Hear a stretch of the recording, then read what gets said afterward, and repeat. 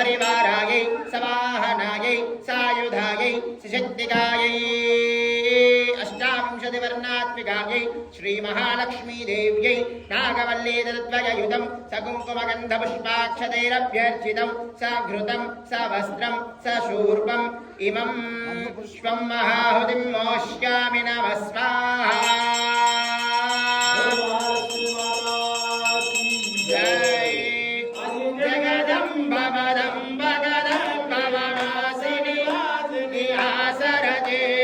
शिखरि Shiromani Tung Himalaya Shringa निजालय मध्यगते